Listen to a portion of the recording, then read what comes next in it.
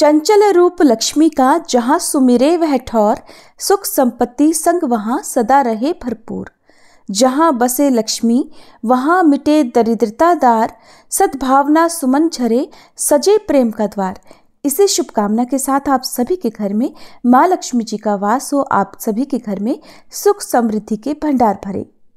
आज की इस वीडियो में आप जानेंगे 5 दिनों तक चलने वाले दीपावली महापर्व की सभी तिथियों के बारे में, यानी कि आप धनतेरस की खरीदारी कब तक कर सकते हैं, नरक चतुर्दशी जिसे रूप चौदस या काली चौदस के रूप में मनाया जाता है कब है, और इसके बाद बड़ी दिवाली किस दिन मनाई जाएगी, और गोवर्धन पूजा किस दिन की जाएगी, गोवर्धन पूजा का शुभ मुहूर्त क्या रहेगा, भाई दूज का शुभ मुहूर्त क्या रहेगा, और दीपावली विसर्जन का शुभ समय क्या रहेगा।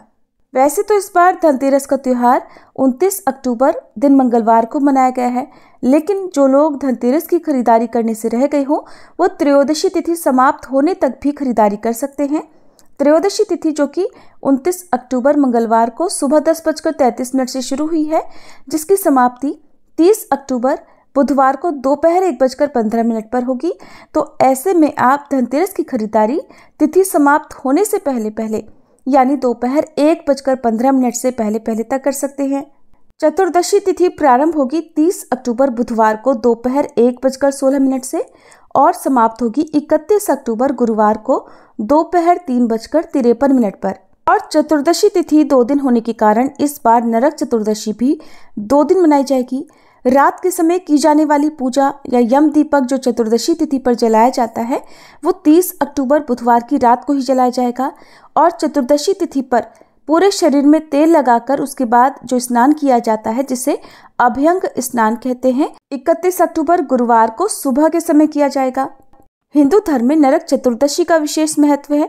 इस दिन यमराज जी और भगवान श्री कृष्ण की विशेष उपासना की जाती है। नरक चतुर्दशी को छोटी दीपावली के रूप में भी मनाया जाता है और इस दिन भगवान श्री कृष्ण ने नरकासुर का वध करके 16,000 कन्याओं को उसकी कैद से मुक्त कराया था।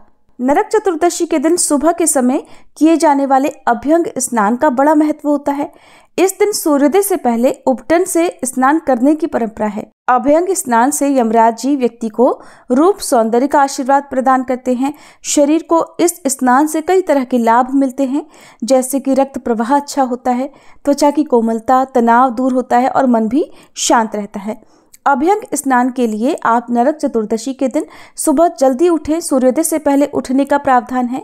इसके बाद आप अपने शरीर पर तिल के तेल की मालिश करें और तिल का उबटन भी इस दिन शरीर पर लगाया जाता है। तेल से अपने सिर की भी अच्छी तरह से मालिश करें। इसके बाद 15 से 20 मिनट तक एकदम शांत मन से ध्यान करते हुए बैठे रहें। फिर हल्दी, चंदन का पाउडर, तिल का पाउडर, दही मिलाकर उबटन तैयार करें, पूरे शरीर पर मलें। 15 से 20 मिनट तक इसे सूखने दें और बाद में हल्के गर्म पानी से स्नान कर लें। ऐसी मान्यता है कि अभ्यंग स्नान करने के बाद अकाल मृत्यु का भय समाप्त हो जाता है और मृत्यु के बाद नरक की यातनाएं भी नहीं भोगनी पड़ती।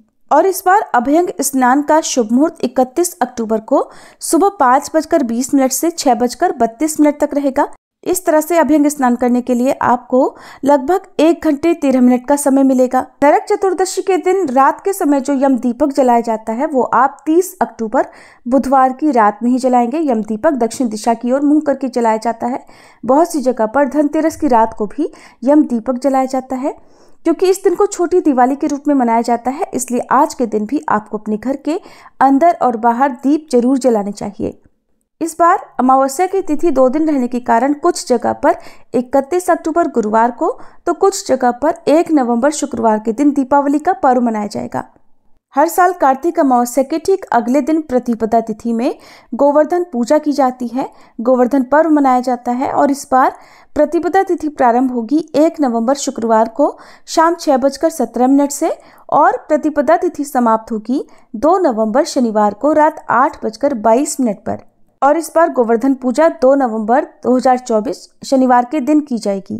गोवर्धन पूजा शुभ मुहूर्त रहेगा, जिसमें प्रातःकाल मुहूर्त सुबह 6:34 से 8:46 तक, विजय मुहूर्त दोपहर 2:09 से 2:56 तक, संध्या काल मुहूर्त दोपहर 3:23 से 5:35 तक, गोधूली मुहूर्त रहेगा शाम 6:05 से 6:30 तक और इस दिन त्रिपुष्कर योग भी बन रहा है जो कि रात 8:21 से शुरू होकर 3 नवंबर को सुबह 5:58 पर समाप्त होगा। बहुत सी जगह पर गोवर्धन पूजा सुबह के समय, कुछ जगह पर दोपहर और कुछ जगह पर शाम को गोधूली बेला के समय की जाती है। तो आप अपने अपने यहाँ की मान्यताओं के अनुसार गोवर्धन पूजा कर सकते हैं। इस दिन भगवान श्री कृष्ण के साथ ही गाय के गोबर से गोवर्धन पर्वत की आकृति बनाई जाती है और उसकी विधि विधान से पूजा की जाती है। पूजा करने के साथ ही भगवान श्री कृष्ण को अन्नकूट का भोग लगाया जाता है। गोवर्धन पूजा के ठीक अगले दिन भाई दूज का पर्व मनाया जाता है जिसे यम द्वितीया भी कहते हैं और इस बार द्वितीय तिथि प्रारंभ होगी 2 नवंबर शनिवार को रात 8:23 से और 3 नवंबर रविवार की रात 10:05 पर तिथि समाप्त होगी। और इस बार भाई दूज का पर्व मनाया जाएगा 3 नवंबर रविवार के दिन। भाई दूज के दिन इस बार बहुत ही शुभ योग बन रहे हैं जिसमें सौभाग्य योग सुबह 11:39 तक रहेगा और बाद में शोभन योग सारा दिन रहेगा। पौराणिक कथाओं के अनुसार ऐसा माना जाता है कि कार्तिक कृष्ण पक्ष की द्वितीय तिथि को यमराज जी अपनी बहन यमुना से मिलने आए थे और तब से इस तिथि को भाई दूज का त्योहार मनाया जाने लगा जिसे यम द्वितीया के नाम से भी जाना जाता है। ऐसा कहा जाता है कि अगर आप शुभ मुहूर्त में अपने भाई को तिलक लगाते हैं तो भाई को सुख और सौभाग्य की प्राप्ति होती है और इस तरह से भाई दूज के पर्व के साथ ही दीपावली के पर्व का समापन हो जाता है। दीपावली विसर्जन का समय रहेगा 2 नवंबर शनिवार को सुबह 3:05 से 4:25 के बीच में। कुछ लोग दीपावली विसर्जन के बाद में ही उसी दिन जो चौकी आपने धनतेरस को लगाई थी उसको भी हटा देते हैं, विसर्जन वाली सामग्री का विसर्जन कर देते हैं। तो कुछ लोग भाई दूज के दिन सुबह की पूजा करने के बाद उस चौकी को हटाते हैं। तो आपके यहाँ पर जैसी भी मान्यता हो उसके अनुसार आप चौकी हटा सकते हैं। ये जानकारी अगर आपको अच्छी लगी हो तो वीडियो को लाइक जरूर कीजिएगा।